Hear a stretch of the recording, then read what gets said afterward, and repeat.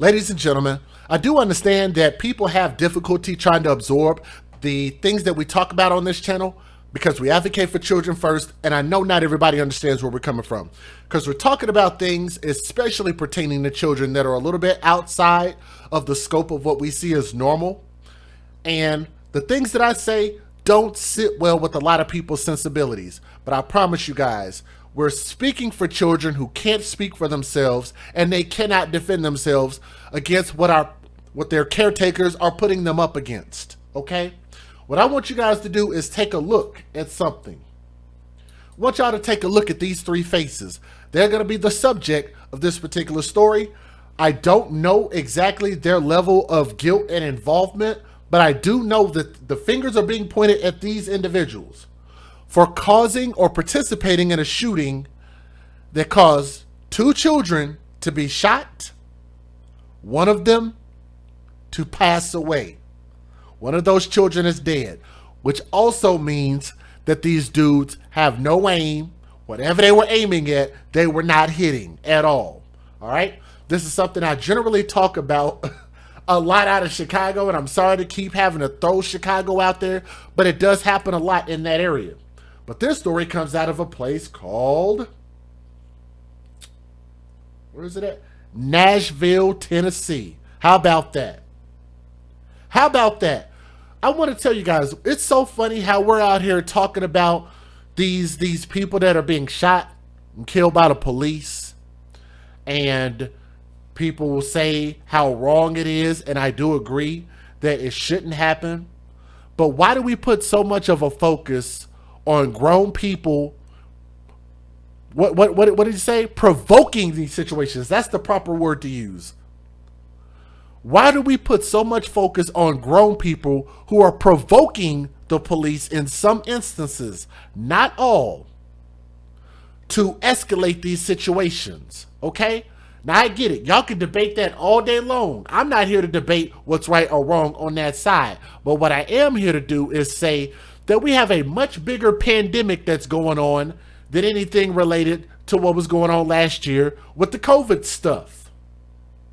The pandemic we have here in America right now is this thing called the Thug Zoo, huh? You guys have heard about this before. We've talked about this before. And some people who are new might ask, well, what is the Thug Zoo? Well, the Thug Zoo is when the parents take their children to go to the Thug Zoo and they see the cute little cuddly thug lion and they wants to go pat the lion, play with the lion, and in some cases, the mothers or caretakers leave their children with those lions, and then the lions end up killing the kids, and then we're like, oh my God, the lion killed my baby. Now, I'm not saying that the mother in this case, that's what she did, but what I am saying is that they're living in a zoo, in a literal zoo, full of these thug lions. Some people aren't able to move out of these situations, I get it, but if you have any ability to get out of high crime areas, I think it's best for your life and your children's life to do as best that you can to try to get out. Otherwise, we're going to just continue to keep having these stories. Metro Police on Tuesday announced multiple arrests in connection to a North Nashville quadruple shooting. A quadruple shooting in Nashville. And I believe that's Nashville, Tennessee. I could be wrong. If I'm wrong, just let me know. But this shooting left a toddler dead. A toddler little girl. And I'm going to have her face up here in just a moment. Let me see if I can get that baby up here. This little girl right here. Her name is Jamila Marlowe. Jamila Marlowe is 3 years old. She was 3 years old until these thugs robbed her life of her. She was 3 years old, and her half-sister, who was 2 years old, were struck by gunfire. So two children were hit in a vehicle after somebody opened fire, busting guns in a parking lot at a Cumberland View Apartments on Monday night. The girl who survived was shot in the arm, and she's expected to recover. And that's according to the police. Also shot that night, two men identified by police as Nashville residents. Let me see. I don't know who's who, Let me get their picture back up here. I don't know which one of these dudes is which. One's name is Thomas L. Winston Jr., who was 23 years old. DeAndre Dean, who was 26. Both men suffered non-life-threatening injuries, in this incident. Now, as of late Tuesday afternoon, 2 people have been arrested in connection with the case, but none of their charges were related to the firing of any of the fatal shots on Tuesday night, according to police, noting that their investigation continues. So let me back this up. DeAndre Dean is the one on the far right-hand side, and I think the one that they're trying to say actually did shoot the gun that caused this baby's death is the guy in the middle. Okay? Now, the 2 girls were sitting in the car, were in a car caught in the crossfire at about 6:40 p.m. at a public housing complex off 25th Avenue North and Downland Street. Let me move this a little bit closer so I can read this better. The driver of the car, police said, attempted to accelerate away as both children were struck by bullets. Their mother then drove them to General Hospital, where they were transferred to Monroe Carell Jr. Children's Hospital at Vanderbilt. There, Jamila died from a gunshot wound to her back. This child was shot in her back. Wow, man, that's sad. Winston also drove to General Hospital in a blue Hyundai Elantra for treatment of a gunshot wound to his abdomen. He was transferred to Vanderbilt University Medical Center and remained hospitalized Tuesday, according to police. Dean was dropped off at Centennial Medical Center with a gunshot wound to his leg. He refused to speak to detectives.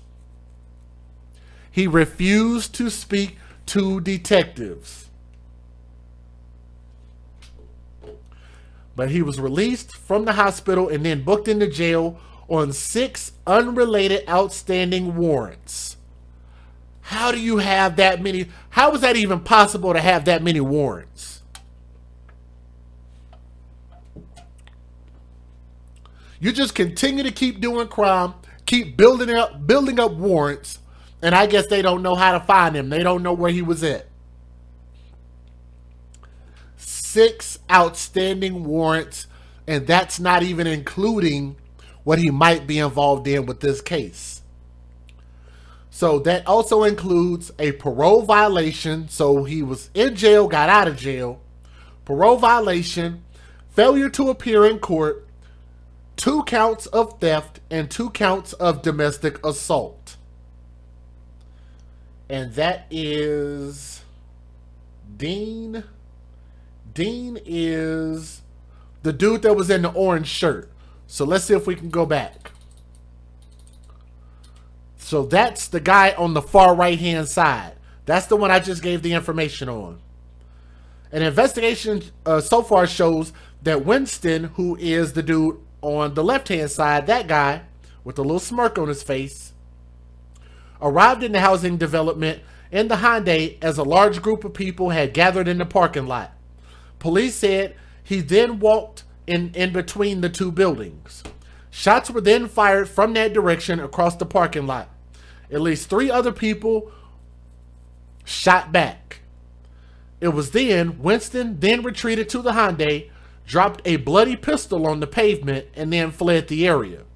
As he drove away, one man from the crowd fired multiple shots at the Hyundai. The man who fired shots at the Hyundai was spotted in Cumberland View Tuesday, wearing the same clothes he had on the night before.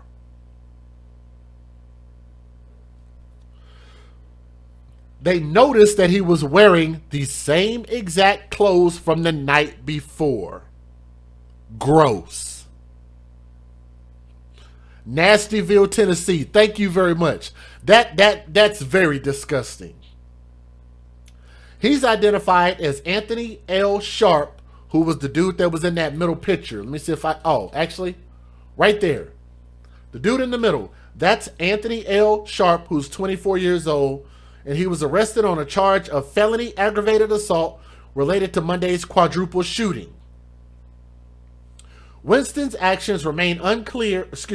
Winston's actions remain under investigation Monday evening, police said. Now, police said he will be arrested when he is discharged from the hospital on outstanding unrelated warrants, charging him with felony aggravated assault and vandalism. And anybody who has information concerning the shooting is urged. We're going to urge these people in Nashville or Nastyville or whatever it is. If you know something, if you saw something, please say something. This type of crap and your kids are going to continue to keep getting shot until y'all stand up. And you know what's crazy about it? They actually make it very easy for y'all to be able to take a stand. You don't have to sit back and continue to watch your neighborhoods get trashed. You can actually call in anonymously. Give tips. Give them the information that's going to lead to the arrest to get these thugs out of your way. Help the police help you. Maybe you don't want to go hands-on with the criminals, so allow the police to do it. Why else would they even be there? Because as soon as something bad happens, who's the first people you call?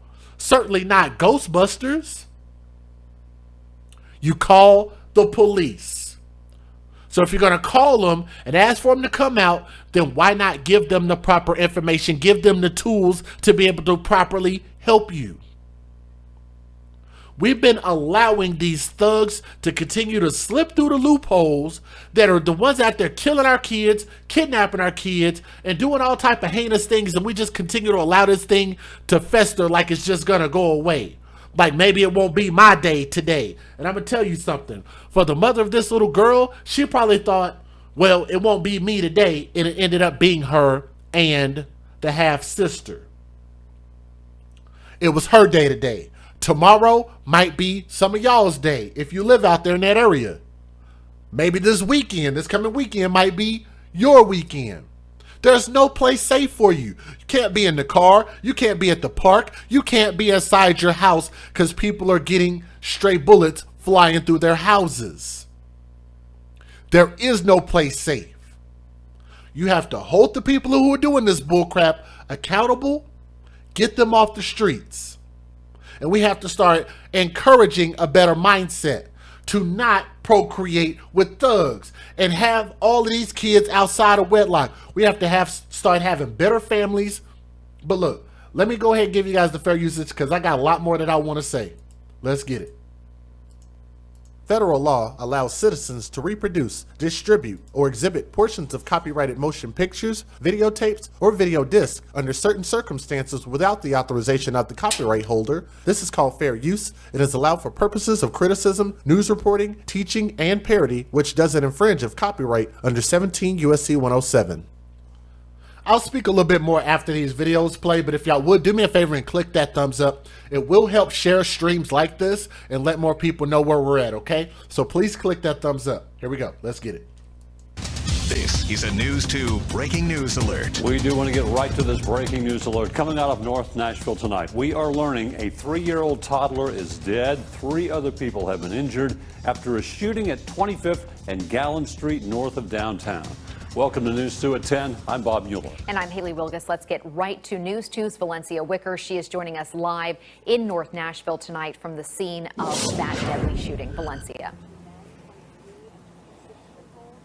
Yeah, good evening. Just moments ago, we received a very emotional update from Metro Nashville Police. They telling us that 3-year-old little girl has died in tonight's shooting. Not only that, but her 2-year-old half-sister was also wounded. We'll show you a video of what the scene looked like just moments ago. We are told that shooting happened around 6:40.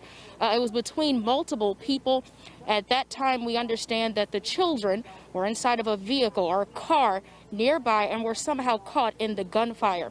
We are told that they had nothing to do with exactly what happened here tonight. Now, we are also told that there were 2 men who were also wounded in this shooting, a 23-year-old and a 26-year-old. We are told that 26-year-old had an injury to the groin. We are told they are both expected to be okay. At this point, investigators are still trying to piece together exactly what went on. We do know that there was a large crowd of people here tonight when this shooting occurred. Of course, officers are telling us that crowd of people just dispersed at the time of the shooting in various ways. They are pleading and asking anyone who saw or knows anything about the shooting to, of course, come forward in the midst of this investigation. We are told that there are cameras, but at this point, they are trying to review those surveillance cameras right now. They have had limited access to those. Now, I can also tell you that the public information officer, rather, for the Metro Nashville Police, he said very, very emotionally, you know, this is something that Nashville should not stand for. It is one of the rare times that I actually saw quite a bit of emotion from him. Of course, this showing exactly how this is impacting the officers here at the scene. Of course, we will keep you updated on air and online as we learn more information. From North Nashville, Valencia Wicker, News 2. Valencia, I know you're learning more information. I know we just heard from Don Aaron. Do they believe this particular group of people was targeted by these people? Do they have any idea of number of suspects they're looking for? Yeah, you know, at this point, they do not. They, in fact, Don Aaron said to us they are looking to find out any clues that they can, trying to piece together exactly why this shooting occurred. They do know that a very large amount of people were here. We are told that we did hear from neighbors who said that there was a gathering, an event of some sort happening in the parking lot to my right. At this point, police could not confirm exactly what that event was, but of course they are trying to piece together exactly what happened in this investigation. We are told that there were some 200 people here, and that's coming from neighbors, not from police. But of course, we have asked those questions. We are expected to get another update later on this evening. Bob. Valencia, we are hearing it was possibly a vigil for another crime victim. We can find that out later. And a 3-year-old has died, and as you said, a 2-year-old toddler also injured. Do we know the ages of the other people injured and how serious those injuries are?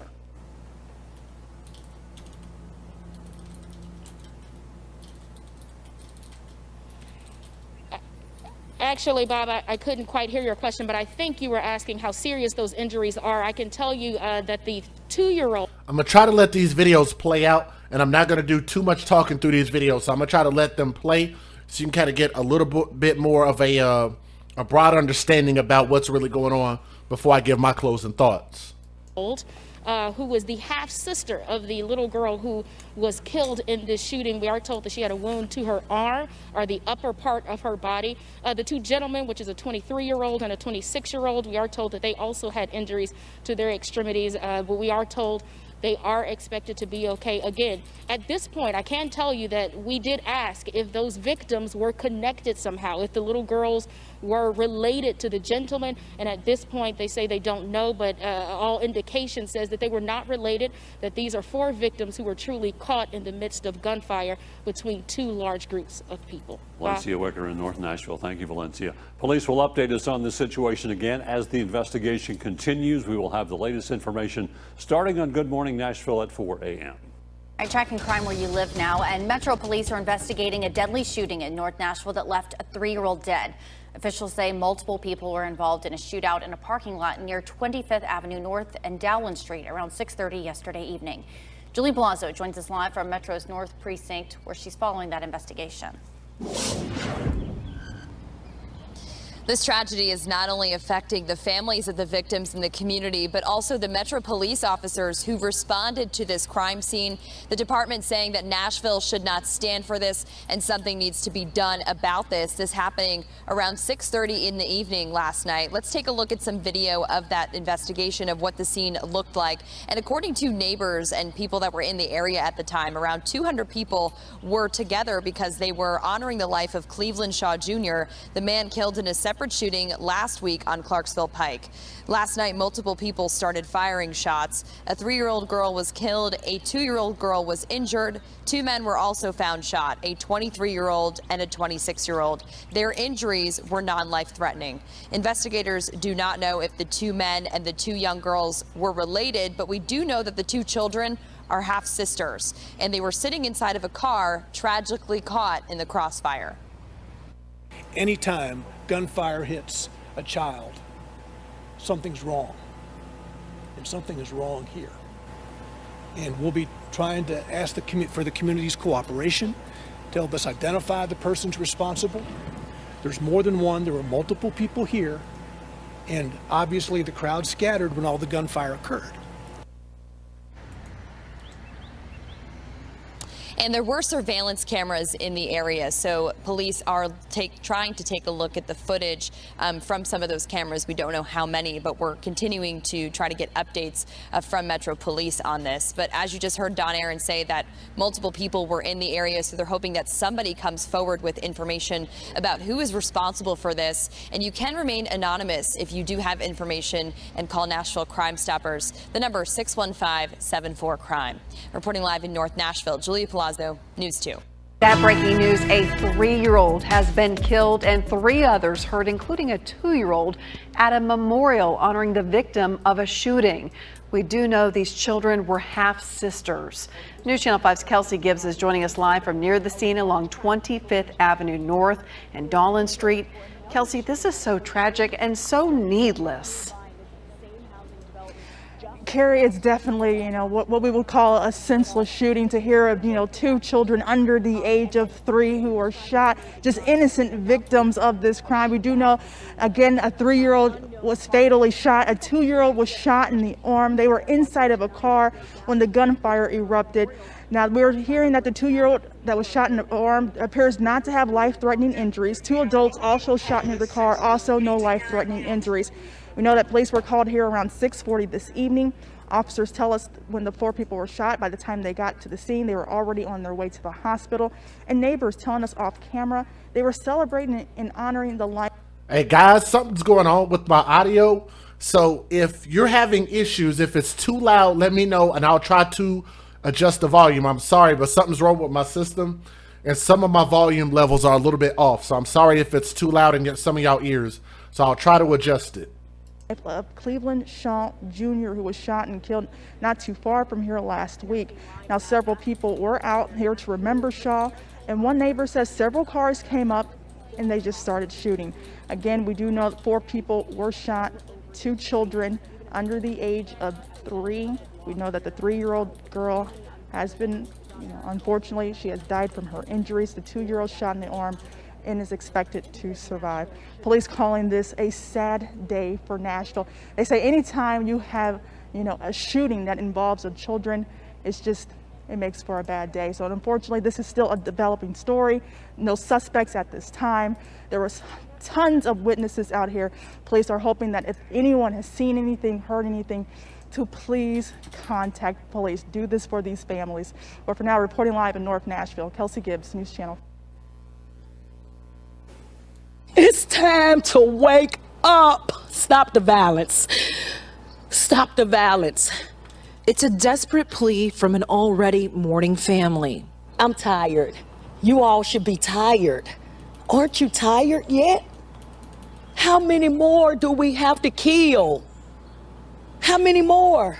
Last week, it was Shima Reed's godson, 29-year-old Cleveland Shaw, who was shot and killed just down the street.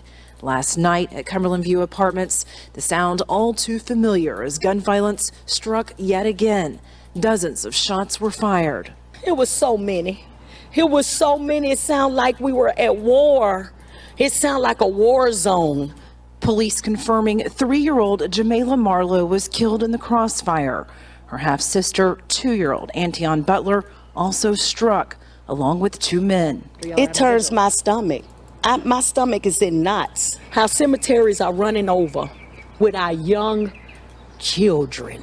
Ms. Shima says the housing complex needs to be gated so the children that live there can have a future. This is a battleground. They have made Cumberland View homes a battleground. So many have lost their lives over here. So many are bringing trouble over here. Violence is not the answer. Revenge is not the answer. Violence is not the answer. We got children out here. You're going after one person, but you're shooting at everybody. Why? And I'm going to tell you guys, as unique, I'm going to call it unique, because I don't want to be disrespectful. As unique as the way that she's saying what she's saying, she's absolutely right. She is absolutely right. I want y'all to hear what she's saying, and we're going to talk about everything that she's saying here in just a moment. Over here, violence is not the answer. Revenge is not the answer. Violence is not the answer. We got children out here. You're going after one person, but you're shooting at everybody. Why? Why? Don't you want your children to grow and have a future? So do us. She questions, where are the morals, values, and respect, saying prayer is all that's left. The way we living, the things we doing, it's killing us. It's taking our future away. Where's the love? Where's the love? Reporting from North Nashville, Stephanie Langston, News 2. And I feel where she's coming from, but we also have to look at root cause. How do we even get here? We'll talk about that. I got 2 more videos I want to play for you guys, and then I'll give y'all my honest opinion about all of that, okay?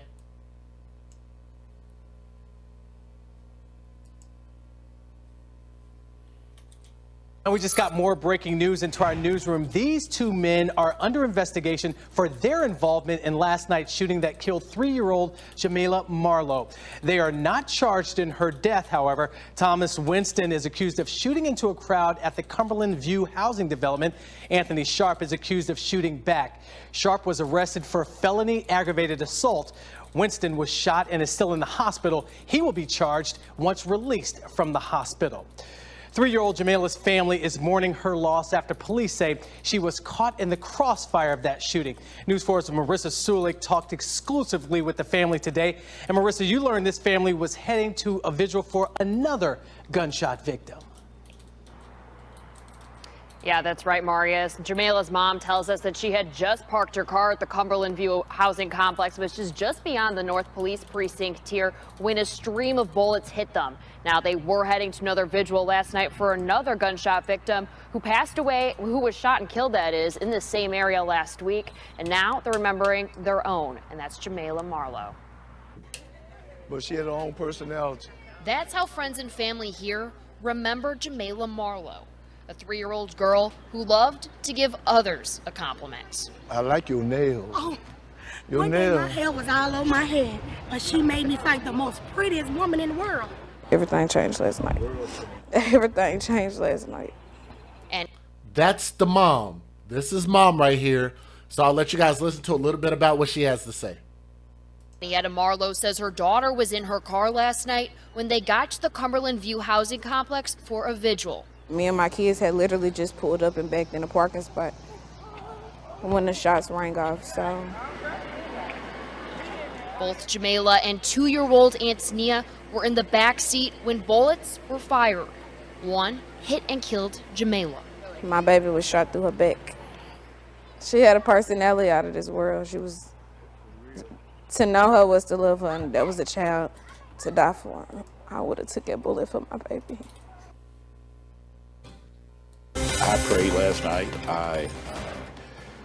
I can't really think about that tearing up, but it hurts still to this day to think. And I don't know this kid, but it hurts that this happened. And that's Metro Police Chief John Drake, visibly shaken by the death of 3-year-old Jamila Marlowe last night. Her shooting death was breaking news last night on News 4 at 10. Her 2-year-old half-sister was hurt, and so we're 2 adults. It's left that community shaken. Tonight, several people are in jail as the investigation continues. So far, though, only 24-year-old Anthony Sharp is charged in this case. But police say they are following strong leads to figure out what happened. Jamila's family says she was in a car caught in the crossfire of a shootout. My baby was shot through her back. She had a personality out of this world. She was, to know her was to love her, and that was a child to die for. I would have took that bullet for my baby. I would have took that bullet for my baby. It's hard to watch.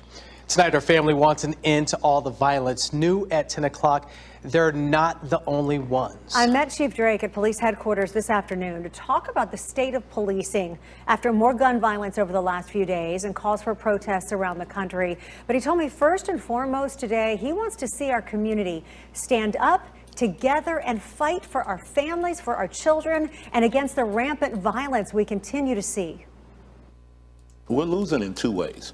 When we have the victim, we've lost, but then when we make the big arrest of the suspect, we've lost again. And so we're losing. And that's something I've talked about a lot. And I'm going to back this up and I'm going to let y'all hear what he said again. Let me let y'all hear this one more time. Stand up together and fight for our. And I do feel my phone vibrating. I'm going to shout those out here in just a minute. So thank y'all very much. I do feel my phone vibrating. I want y'all to listen to what he has to say. Listen at this. Families, for our children, and against the rampant violence we continue to see. We're losing in two ways. When we have the victim, we've lost. But then when we make the big arrest of the suspect, we've lost again. What I'm going to say, which is something he can't say, is this. Our people who look just like us, who share our skin color, the black community, we are becoming our own worst enemy, or maybe we already are. We are our own worst enemy. So we're harming the children, harming each other, and going to jail behind harming each other. So we're taking each other out at an astronomical rate, and nobody's really addressing this horrible trend except for a small few people. But for the most part, it seems to go way under the radar. We continue to keep worrying about these police situations that have happened, which are bad. They're very bad. They look bad. We got video and all of that stuff. It's bad for sure. But we got way more situations just like this one. And so we're losing in our community, and we need to do more about it. And I think that's what we need to be marching about also. That we need to be upset about. Let's back that up. I love what he just said, because that's actually what I'm about to address.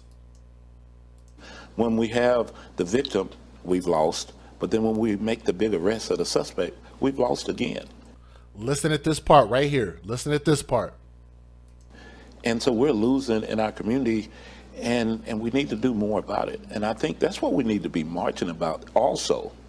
That we need to be upset about this as well. We need to be upset about this as well. Can somebody write that in the chat? Thug is not a color, it's an action. Thank you. I like it when y'all use, thank you so much. Thug is not a color, it's an action. He said, we need to be upset about this as well. As well. We need to be upset about this as well. Can somebody type that in the chat? Even if it's just one person. We need to be upset about this as well. Because the problem is we care too much about these other situations. And then situations like this, we don't care about at all. We don't talk about at all. We don't feature this at all. We're not having these discussions at all. We're not marching about this at all. I'm going to pause on my thoughts on that. I'm going to come back to it. Let me let this brother finish what he's saying. No one's marching up and down the street saying, this three-year-old life mattered. There's no one marching saying, I'm tired of 3-year-olds being killed. You may see someone if they think a police officer did something. But no one's out there marching saying, this has to stop. This is what we want to stop. And when we look at our homicides, about 81% of our homicides are minorities. That's our second pandemic. But there's no outcry for that. Chief Drake says community engagement between police and the community is much better, but right now, kids are stealing cars and guns from cars in record numbers, kids, and it is up to individual families, he says, to intervene and ask police for help. I couldn't imagine living in a community with these things going on and saying, this is none of my business. I'm not going to call. I'm not going to report it. I mean, it takes all of us to stop it. And it takes a movement. It's going to take all of us saying, yes, I know you're involved. You're coming home. I'm calling your uncle. I'm calling somebody, but we're going to help. We're going to work together to get this done. Chief Drake says he wants police to work with families, clergy, and the criminal justice system to make this not only a safer city, but to be the benchmark and model for others. New developments as we learn arrests have been made after a 3-year-old was killed and 3 others hurt at a memorial honoring the victim of another shooting. It happened a block away from the North Nashville Police Precinct, which is where we find our Sina Sleen. Sina, a toddler was also hurt in this shooting, and tonight you're learning more about the victims. That's right, Carrie. How incredibly sad is this for the North Nashville community? As you mentioned, they were here in this parking lot to remember another shooting victim when gunfires erupted. Here's the latest information. Please tell us the Now, this is the part I want y'all to listen to. This shooting was probably a retaliatory strike because of the life that they're getting ready to talk about here. Listen to this. Shooting happened at 6:40 Monday. So another black person that got shot, which caused more black people to shoot each other. Think about that. Monday night at the Cumberland View Apartments in North Nashville. Police say altogether 4 people were shot. 26-year-old DeAndre Dean, 23-year-old Thomas Winston Jr., and half-sisters 3-year-old Jamala Marlowe and 2-year-old Antonia Butler. The toddlers were inside a car when the 3-year-old was killed. The 2-year-old was shot in the arm but expected to survive. Police say soon after Winston arrived at the public housing development, the shootout erupted. Police say today they arrested 24-year-old Anthony Sharp on a felony aggravated assault charge after they spotted him at Cumberland View Apartments today wearing the same clothes. Anytime gunfire hits a child, something's wrong. And something is wrong here. And we'll be trying to ask for the community's cooperation to help us identify the persons responsible. There's more than one. There were multiple people here. DeAndre Dean was also arrested on 6 unrelated outstanding warrants. Thomas Winston remains under investigation for his role in this shooting. He will be arrested once discharged from the hospital on an outstanding unrelated warrant, charging him with felony aggravated assault as well as vandalism. Now, these were terrifying moments for people in the parking lot because, as we said earlier, they were actually honoring and remembering the life of Cleveland Shaw Jr. He was shot and killed last week. So that's probably where that sparked from what she just said. Let me back it up. Let me let y'all hear that one more time. They were actually honoring and remembering the life of Cleveland Shaw Jr. He was shot and killed last week. Probably by another black person. Let's hear that one more time. So they were headed over to this area, this mom and the kids, and this is why, ooh, it sucks. Because I always wonder why a lot of situations why any parent will leave their kids and drop their kids off if they're going to a vigil. But this might have been a situation where if mom would have actually gotten a babysitter, then maybe, you know, this little girl might not have had this happen to her. But it's like, you can't win for losing. If you just live in a bad area, it just seems like bad stuff continues to happen. So they were going over here, I believe, to honor the life of a person that passed away and more violence broke out. So a black person kills a black person and then turn around a week later, more black people kill more black people. But if any of y'all are from the hood, like I've been around the hood, then y'all know that this is very commonplace.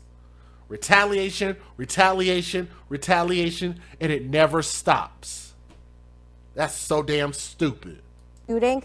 He will be arrested once discharged from the hospital on an outstanding unrelated warrant, charging him with felony aggravated assault as well as vandalism. Now, these were terrifying moments for people in the parking lot because, as we said earlier, they were actually honoring and remembering the life of Cleveland Shaw Jr. He was shot and killed last week. We're live in North Nashville. Sina Saleem, News Channel 5.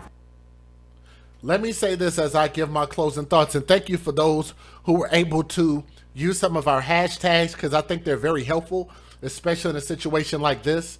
One of them being hashtag if you see something, say something.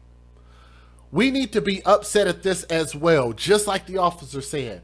Why are we not out there marching and protesting about this? Why is nobody upset about this? Why is nobody putting this on National Front Street? Why is not everybody putting this baby's picture up there? Huh? You guys see that they put, what is that dude's name? Dante Wright. Do y'all know who Dante Wright is? They put Dante Wright's picture out there and they're sharing that everywhere. Oh, that is a freaking outrage. And I think that there should absolutely be consequences for that young adult losing his life. Absolutely. But let me ask you guys a question. I'm going to reel this back in and give y'all my closing thoughts. When we talk about we should be upset about this too. I'm going to name some of these names and I want y'all to tell me what all of these individuals have in common? The answer is going to be a lot simpler than you think. So let me see if y'all catch this. I'm going to name some names. Dante Wright, Ahmaud Arbery, Alton Sterling, Walter L. Scott, Rayshard Brooks, Breonna Taylor, George Perry Floyd, Stephon Clark. And y'all might remember that name because that was actually a story that we actually got a lot of traction off of Stevante Clark out of California, that boy. Anyway, but nonetheless, out of those names and those people that I just mentioned, what do they all have in common? And remember, the answer is a hell of a lot more simpler than you think. What do they all have in common?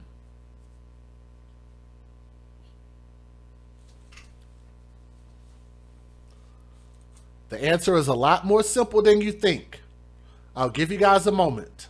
I'm going somewhere with this, and it has everything to do with that baby right there. So I want y'all to think about what's the difference between those black people that I just named and that baby. What's the correlation between, thank you, Robin got it. Look at what Robin in the chat wrote. Robin got it. Thank you. I told y'all the answer is a lot simpler than you think. Look at what Robin wrote in the chat, and I want y'all to write that. Thank you, Mookie Lolo.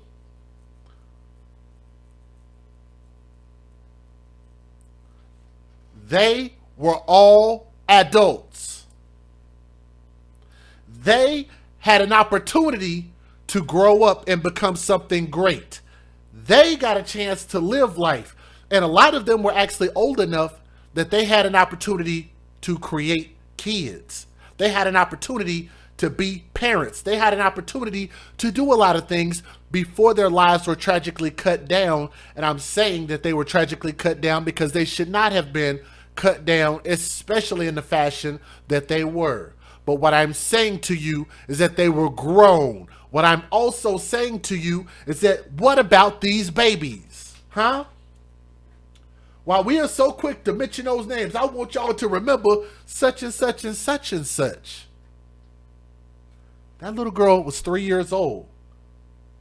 What about say her name? What about Jamila Marlowe? Can we say her name? Jamaylah. Jamila. It's spelled J-A and then May-La. Jamila. Jamila Marlowe. Can we say her name? They talk about Breonna Taylor. Say her name. They talking about Ahmaud Arbery. Say his name. They talk about Dante Wright. Say his name. What about Jamila? What about Jamila Marlowe? Can we say her name? Or did her life not matter as much as grown adults? Just like the officer said, he worded it perfectly. He said, we should be marching about this also. That is not to discount what those other people went through and their struggle and what they're fighting for in order to stop police violence and all of that stuff. What we're saying is there's something that is being grossly overlooked. And matter of fact, this is making me a little bit upset, and I'm trying to calm myself down. And y'all know I get very worked up with these stories because I believe babies' lives matter, and I believe that those who are listening in the chat right now, even if we don't have very many people, there's still people here listening. And I believe all of y'all believe that babies' lives matter as well. Let me make this baby's picture bigger. I'm going to make her picture just a little bit bigger. And I want y'all to look at this angel. Y'all look at this precious individual and y'all tell me, what was so insignificant about this baby that nobody cared about what happened to her? Nobody marched for her. Nobody protested for her. Nobody cussed and fussed about the loss of her life. And it brings me to a very, very scary thought. And it makes me wonder, is it because somebody who looked just like her caused her death? Is that why? I'm just asking a question. Is that the reason why we can't say Jamila Marlowe's name? Is that why we're not going to make her loss of life just as public? Because if you ask me, this baby's life should matter, and her death should matter more than someone who lost their life at the hands of the police. Because the police in those situations couldn't relate to those people, probably didn't care about those people, and were trained to handle those situations in a certain way, which could be very dangerous for both sides. But what about the people that look like her? Probably could have shared the same DNA, could have been cousins, probably were family members, probably grew up around those same people, probably went to school together. They have a hell of a lot in common. The people that caused this baby's death have a lot in common. And you would think that it would be a lot more egregious, that we shouldn't do this to ourselves. And I don't see people getting outraged. I see couple of people here and there on social media. They'd be like, look guys, we got to stop doing this to ourselves. And you know what's funny? Is I notice how those same people who do have a voice, people that got restaurants, people that got businesses and stuff like that, they try to come out and finally say something, and guess who tries to shut them down? Y'all want to take a guess? Who's the first person to tell people like that, who step out on a limb, who represent the children, who realize something is wrong? Who are the first people to say, use a coon, use tap dancing, you must have a white wife, you must be gay? Who's the first person to tell you something like that? To say something to you that's disparaging about you, calling out something that is clearly messed up, that's clearly wrong? Who the first people? Is it the same people that y'all are saying oppressed us? The same people that had us in slavery? Huh? The same people that won't give us the same opportunities in life, that own the businesses that won't give us jobs? They took our jobs. Is it those people? Is it the left? Is it the right? Is it the up? Is it the down? Is it the Dem? Is it the Reebs? The Republics? The Republicans? Is it the upper class? The elite? Is it the Illuminati? Who is it?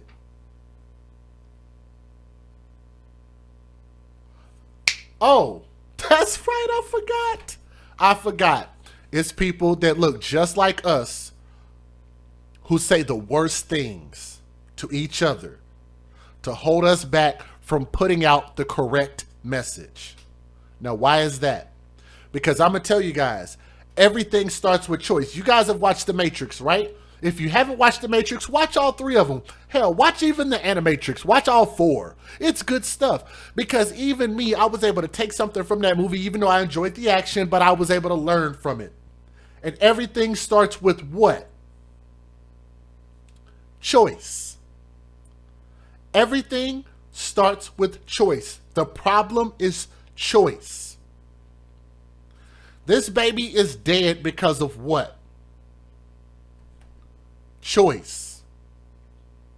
Somebody chose to have a goddamn attitude.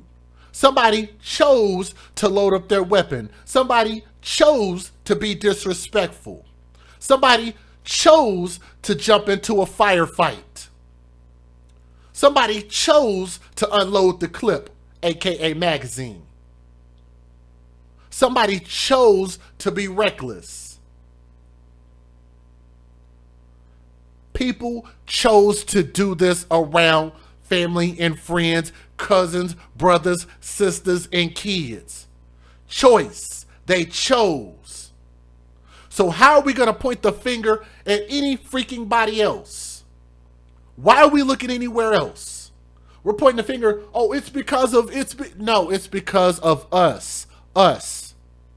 This ain't a me thing, it's a we thing. It's an us thing.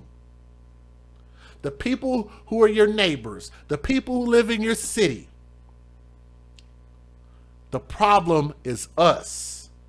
And until we start to hold us accountable, this is going to continue to happen. Jamilah's life is going to continue to be insignificant because people don't think it's important enough to stop the bull crap. Just because somebody disrespects you don't mean that you need to react. Don't mean you can't walk away. Don't mean that you can't get out of the life. All of this stuff can stop immediately. If you do what? Choose. All the violence and death and bullcrap can stop if you choose to. And I'm asking and begging people to think about these children first. And the reason I brought those names up again as a reminder is to show you guys they were all adults. This is a child that could not speak for herself, nor could she defend herself against the tyranny of her own community and people that look just like her. If those people were walking down the sidewalk, that baby probably wouldn't think anything different because she's just like, hey, they look just like me. They're out here just like me. Next thing you know, bullets start flying. And we can only blame ourselves. We should be protesting about this also. There's not one march. There's not one community outrage. There's nothing. I saw one person that was in tears. You saw nobody else around that woman. In that news video I showed, you saw nobody else out there with her. Nobody there to console her. Nobody there to stand in solidarity with her. And I think that is indicative. That is indicative of where our mindset is. And I feel like we can get better. We can do better. I've seen where we have done better. Like when we had situations like with those children being murdered out there in Houston, Texas. The two Malias, not even one, but two of them. Y'all remember that? Do y'all see how people banded together about those boys who are missing currently? The Orrin and Orson boys in California? Hashtag where the boys? See how people banded together for that? I've watched some of the biggest live streams on those stories because people care. But I wonder, why didn't this baby's life matter just as much? That's all I'm saying. And I hope people listen with an open mind and an open heart. And I hope to see more change. I see people in the chat are changing. I see people are constantly putting their stories in the chat and my comment section. They're emailing me. But if I'm going to tell you guys, if you ever want to make a difference and share your story, the best place to share it is in the comment section and the live chat so other people can see it. Other people can feel it. They can think it. Put it in their mind. It will come to their heart. If it's in your mind, it'll go to your heart. Share your stories about how what we're doing is making a difference for these kids. We are saving lives, but every day we're losing more. And I don't want to lose this war. I want to continue to keep fighting these battles and hope that we can win this war. And I'm sorry for being long-winded. Thank you guys so much for listening with an open mind and an open heart. And let me say to that angel, because that's where my focus is. To Jamilah Marlowe, young princess, R.I.P.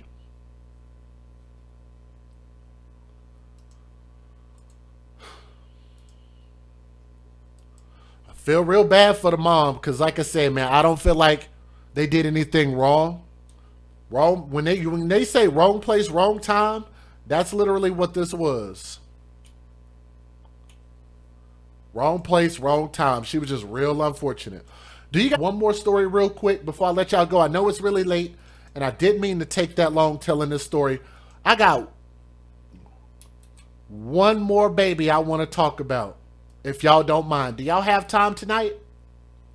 And I felt my phone vibrating like crazy. I don't know who's donating and where everybody's donating at. But I appreciate, I don't even have to say anything about that, man. I just thank y'all so much.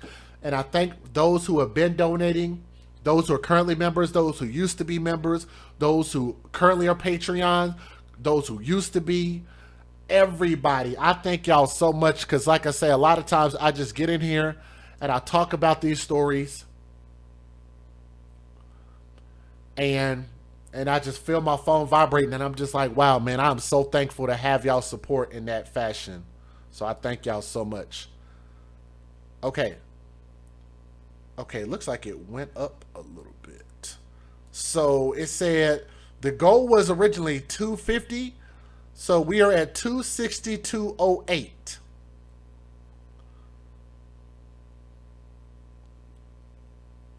So we're doing really well on Jordan's link. So thank you guys very much. That's really dope. So shout out to Juju Positive. And Juju actually shouted y'all out as well. She said thank you. Helped him reach his goal like really quick. So thank you, Juju Positive, for emailing me about that. So as a family, we could share in there and try to help raise funds for a kid for something positive. All right. Let's go ahead and talk about this baby. And I want y'all to look at this baby. This breaks my heart. Y'all know I am a what do they call it?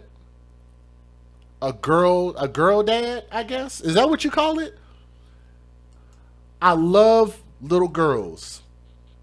I am a girl's dad. I guess that's how you say it. I have an affinity for baby girls because they need us just as much as the boys. But I'm sorry, can I say this? I think the girls, and I hope y'all don't get mad about this, I think the girls need us a smidgen more than our boys do. Oh, yes, thank you, daughter of Athena. We put up a, Patty Pierce donated $50. Patty Pierce, where you at, Patty? I just saw your name in there. Let me bring Patty back into the fold. Where you at, sweetheart? Where's Patty Pierce at? Thank you, sweetie. I see your name in there. There you go. Boom. Hook you up there.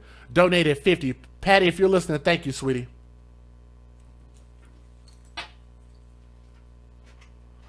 I think our girls need us just a little bit more.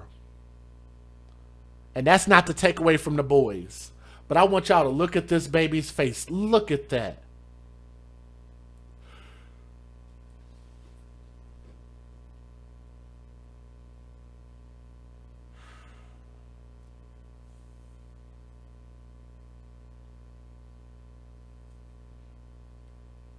Y'all give me a moment, please.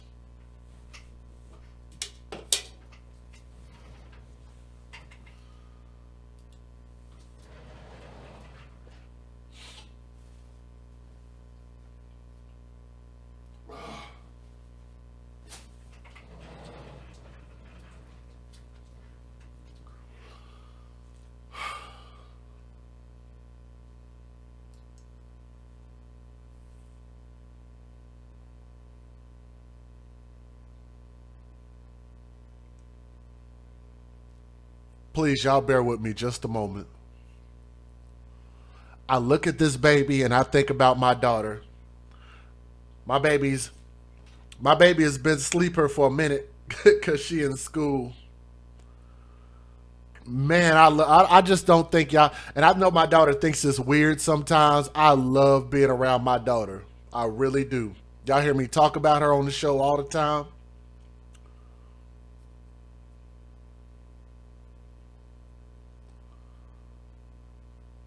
I just love my baby. She is my legacy, and I want to give her every opportunity to grow up and become something great.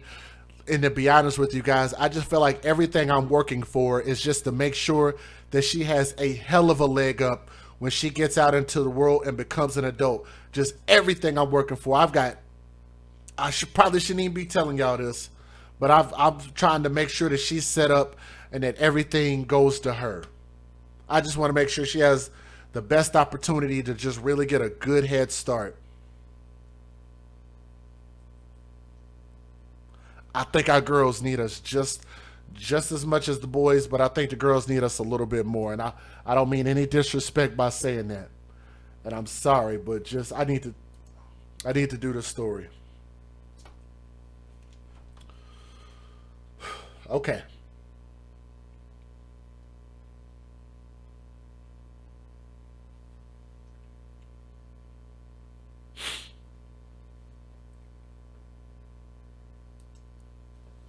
Ladies and gentlemen, I'd like to welcome you to this particular stream, and I'd like to thank Illicit Deeds for putting this story out there, because that's where I get the majority of this information from. So I wanted to shout my sister, my friend, out for not only putting out so many of these stories,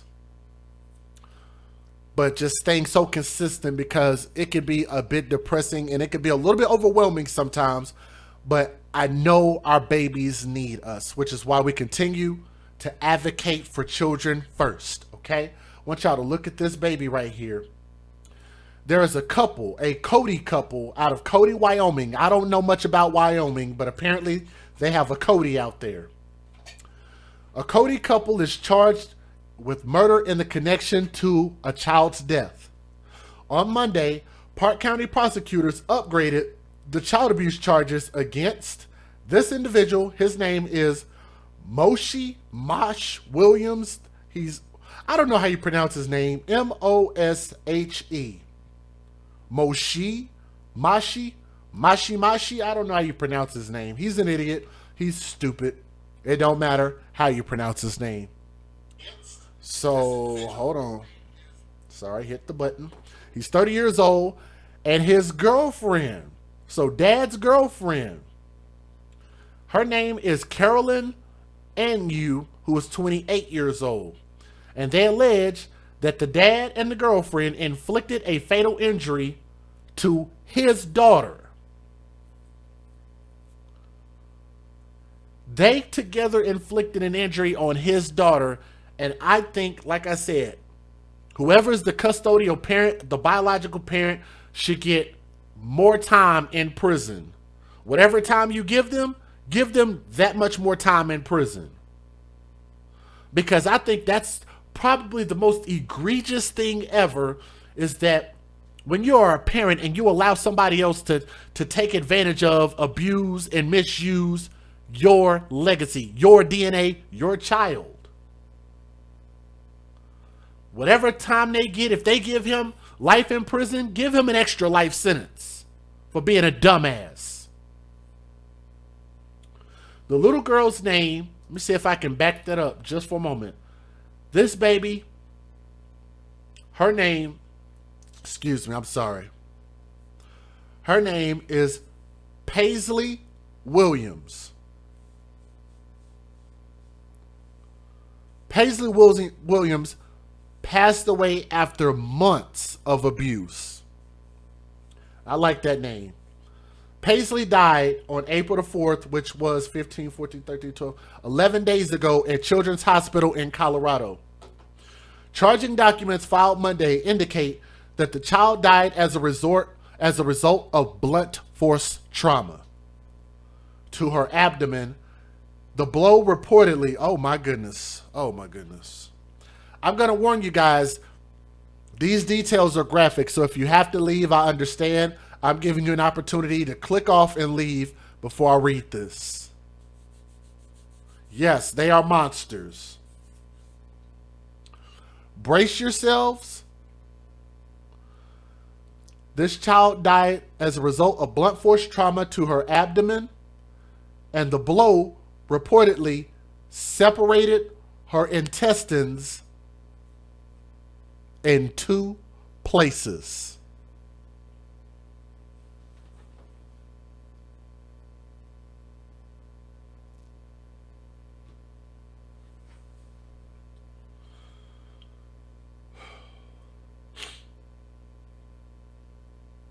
In a post-mortem examination last week, pathologist Dr. Stephen Sena of the Adams County, Colorado Coroner's Office said this injury is classic child abuse, and gave an example of a significant gut punch. Cody Detective Sergeant Justin Weed wrote in an affidavit.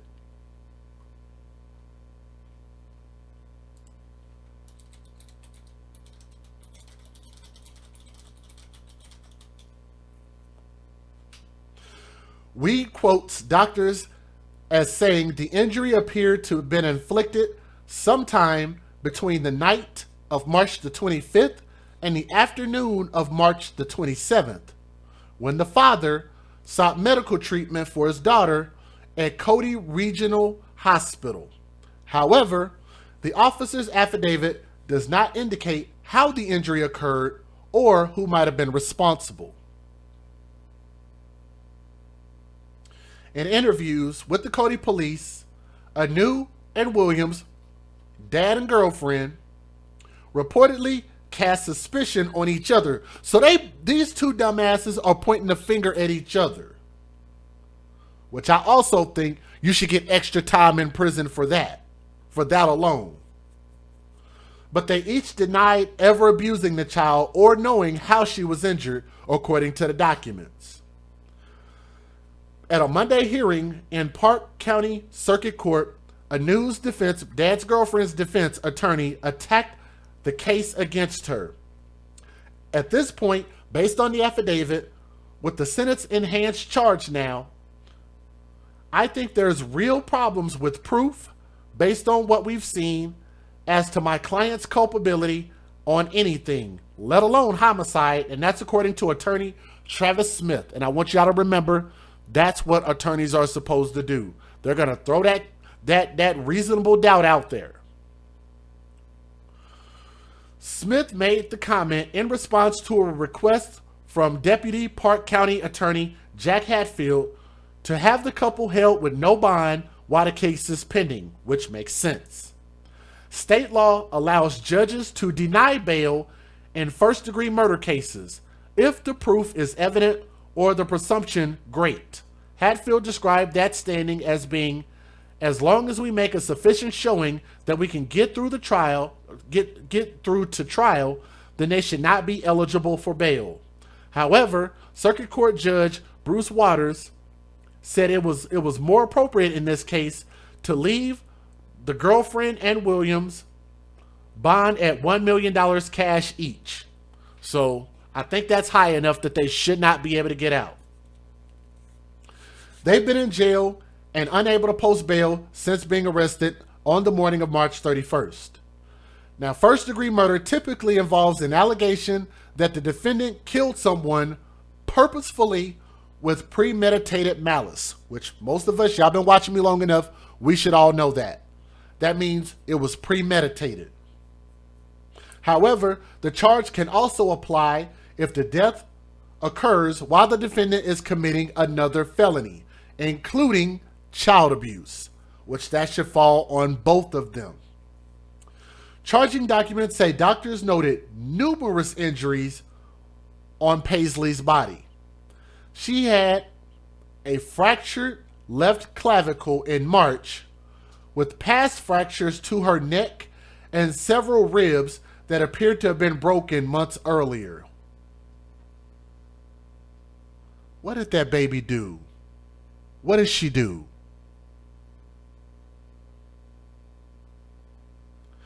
Dr. Cena told officers that rib fractures often occur from side pressure, like squeezing, and are common in child abuse cases. Meanwhile, Cena said the bruises on the top of the child's scalp appeared to have come from broad impact, according to charging documents, such as hitting a wall or the floor. I'll leave that to y'all imagination to think about what this baby went through. And I want to remind y'all, as much as we want to talk about these stories are too difficult to listen to, I want y'all to remember, how does that compare to what these children actually have to live through? What did baby Paisleigh actually have to live through? And baby Paisleigh in heaven right now is just asking for us to listen to her story, for us to put some respect on her name, so that the people who did this can get at least the proper justice on earth until they die, and then they can go to hell. Because I would really rather not see them in jail. I'd rather actually see them in hell for what they did to that baby. So beautiful, smiling, innocent little baby. Let's keep going. By the time Paisleigh, scroll back down. By the time Paisleigh was brought to Cody Regional in the early afternoon of March 27th, she was unresponsive. The child suffered a heart attack while being flown to Children's Hospital. She was returned to Cody and stabilized, but suffered serious brain damage. She was placed on a ventilator on April the 2nd, and a decision was made to focus on Paisleigh's comfort. Paisleigh died 2 days later. Dad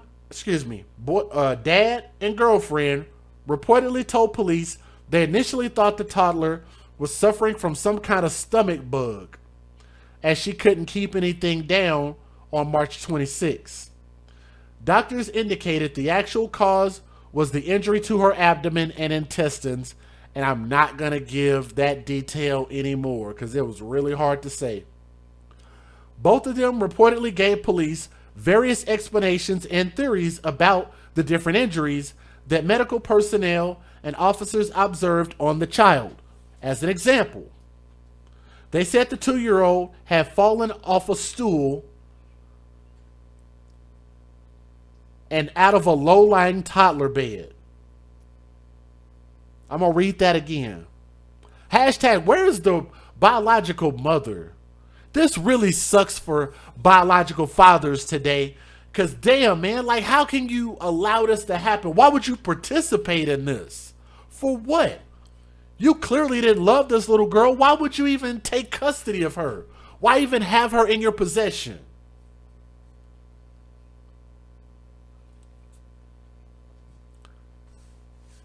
I bet any family member would have been glad to take this baby as opposed to letting these two idiots do what they did to her. Listen at this. They tried to say that this little girl had fallen off of a stool and out of a low-lying toddler bed, and suggested her other injuries could have come from other children inside the home.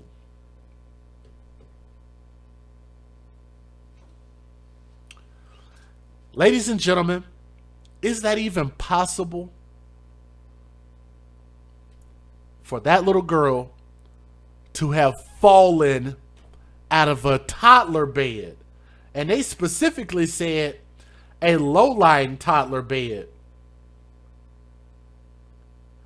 And that could have caused broken ribs, injuries to her head, and separated her intestines? You can't be that level of dumb. I'm sorry, you just can't. You can't be that level of stupid. The police, of course, rejected the couple's explanation for the injuries as implausible, and I agree. Dr. Cena said last week, based on the totality of all the injuries to the child and overall condition of that baby, he believes it was at the hands of an adult or adults. Dad and girlfriend each told police they did not cause her injuries. The dad said, "I don't beat my child," while the girlfriend offered, "I know for a fact that I didn't touch her."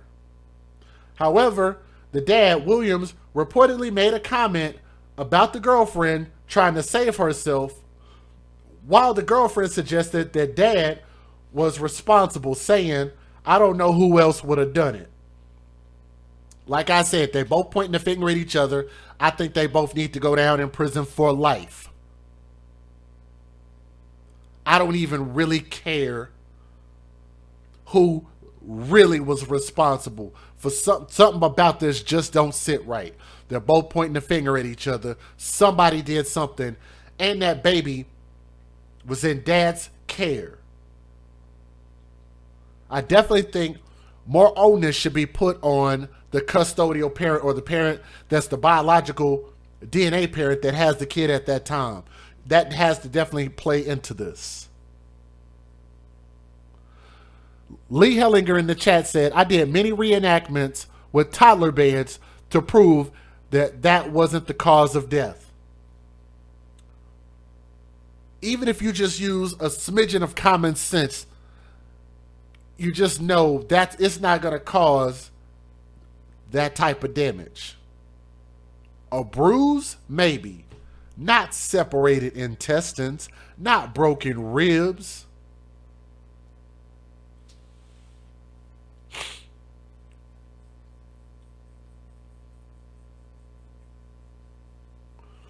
While they're both being charged in a single joint case, it's possible that the couple will eventually ask to be tried separately.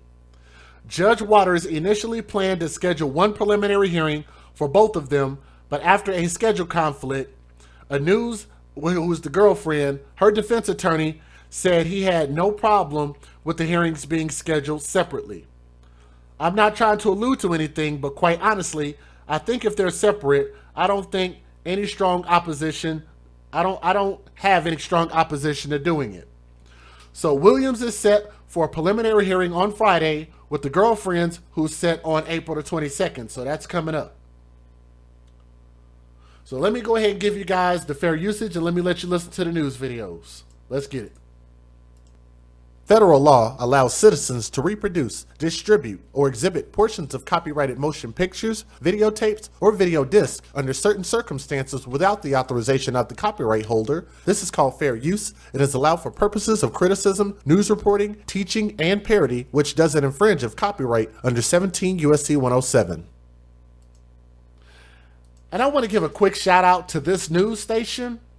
And just like we talked about with all of these police involved shootings that caused all of those black folks to be murdered, and we care about that so much, we want to go out and march and black power in the streets and all of that good stuff. Why can't we care about this too? Why can't we be protesting and upset about this too? We seem to care more about grown adults than we do children. And nobody is out there protesting for Paisleigh and her death. Nobody apparently is upset about this. But I want to give a shout out to the one news station out of about, I'd say maybe out of about 30 websites that I went to, I was only able to find one video on Paisleigh. Let's get it. Well, a 2-year-old Cody, Wyoming girl fighting for her life after suffering injuries in an alleged child abuse case has passed away. According to the girl's mother, Paisleigh Williams died on Sunday in a Colorado hospital. The toddler was taken to the Cody Hospital by her father on Saturday, March 27th. She had bruises on her body and was unresponsive. Once flown to Children's Hospital Colorado in Denver, doctors found she had 2 complete separations of her bowel, a fractured rib, and vertebrae. Her father, 30-year-old Moshe Williams, and his girlfriend, Carolyn Ahn, are charged with felony aggravated child abuse. Both are being held on $1 million bond. Both suspects deny abusing the girl. One news station talked about that. Isn't that sad? Out of all the news that's out there, I've seen more news on celebrities than we do on all of these babies being murdered. What I'm going to do is, I was able to find this on Facebook, so I hope the family doesn't mind me sharing this. But I wanted to kind of share a memory of this baby that they put together. And I had to change the music because the music was copywritten. So I put it to some non-copyright music. I want y'all to take a look at this.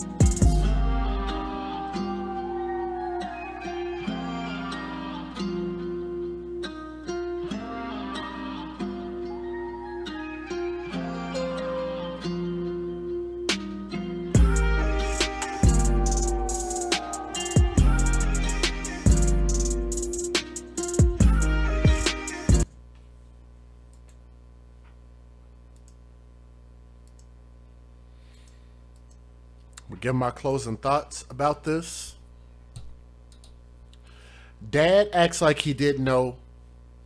As a parent, especially me as a father, a black father, a man, you make it your business to know what's going on with your children. They had this child in their custody. Somebody is responsible, and neither one of them are telling, and they're both pointing the finger at each other. To me, that should signify guilt right there by itself. And like I said, he's a bad representative of a dad, of a black man. This really continues to kind of set us back, because there's so many fathers out there who want to be a part of their children's life, and there are a lot of good men out there. There are a lot of good men out there. Ladies, can y'all say that in the chat?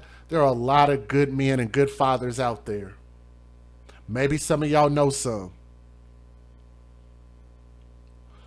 that will love an opportunity and might have some difficulty dealing with their other side, with the parent.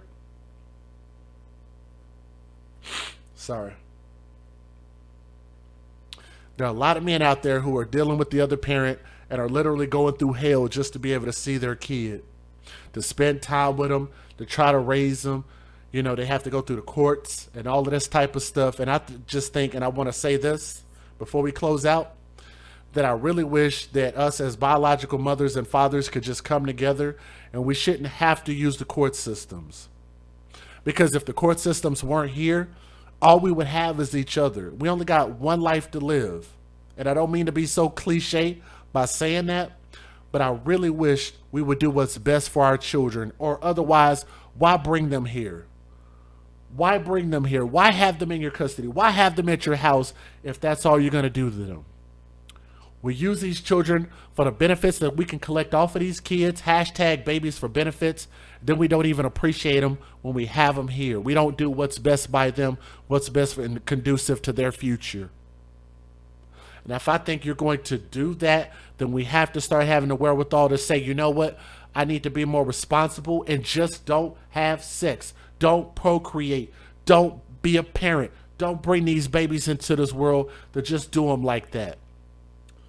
I don't know if the mom was maybe trying to be a good mom and allow the dad to be in the kid's life while he has a girlfriend and all of that type of stuff. Say, you know what, maybe we didn't work, but I'll still let you be a father. It could have been just as simple as that. Giving him a chance to be a dad, and then he robbed the mother of an opportunity for her to be a mom. Dad and his girlfriend, and that really sucks. This little girl could have grown up and become something great, and now we will never know what she was going to grow up to be. And I think that we have to have that same energy that we do for politics, that we do for the black community, that we do for Black Lives Matter, that we do for all of this stuff. More than anything, I think children's lives matter, and I think children's lives should matter first. We have to start putting that as a priority, regardless of whether you listen to my channel or you know family or friends or anybody else. At least share that message.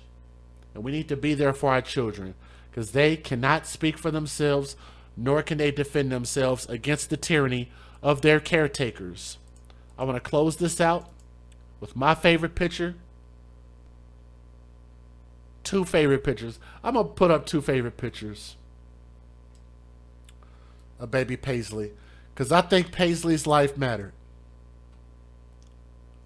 Her life mattered to us.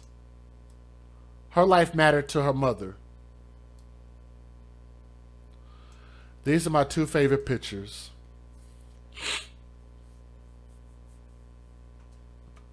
Young Paisleigh, young princess, R.I.P. Sorry that this world failed you. But we know she's in a better place, and we will get justice. Not only will we get justice in this life on the dad and the girlfriend, but there's a special place in hell for them, for both of them, what they did to that baby. Okay? Thank you guys so much for listening to this story and so many stories with an open mind and an open heart. And from my heart to yours, I love all of you guys, and thank y'all so much for listening We'll see you on the next stream because we got so much more work to do. And I thank y'all for being on this journey with me because this is not a me thing. It's a we thing. And I thank y'all so much for being so understanding. Y'all have a blessed day. Have a blessed night. We'll see y'all on the next story, okay? Peace.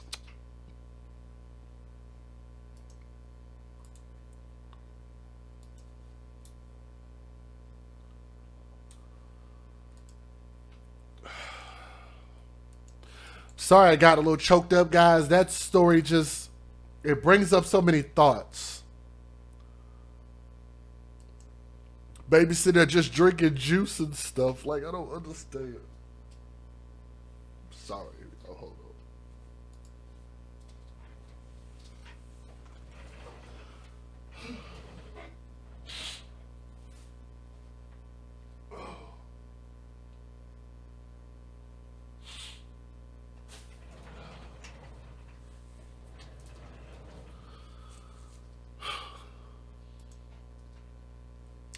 Thank y'all for listening. Y'all show some love to our sponsors. Y'all have a great day, okay? Peace.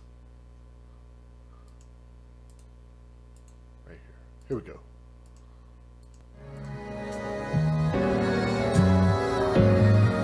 Nora's Authentic Designer has some of the most glamorous and stylish handbags your girl has ever seen. So ladies, if you want to get fly, and fellas, if you want to take care of your lady, please be sure to go to www.noras915.com.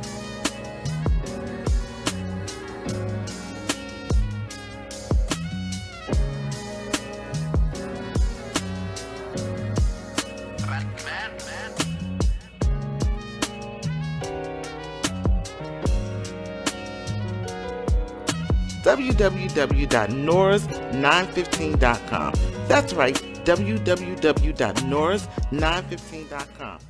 Hello listeners, come mask up with Keyline Designs, where you reap what we sow. We offer essential handcrafted face masks made with 100% cotton, equipped with a built-in filter and a slot for refillable filters. Our masks have many uses like riding motorcycles, ATVs, while out in public places, outside exercising, lawn and gardening, and helps prevent the spread of germs. We offer bling, sports logos, monograms, many assorted fabrics and colors. We make child-size masks starting at the age of 2. Come join us today for the launch of our new website at keylinedesigns.com. Please be sure to like and follow our page on Facebook. Our links can be found in the description box of this video. Thank you.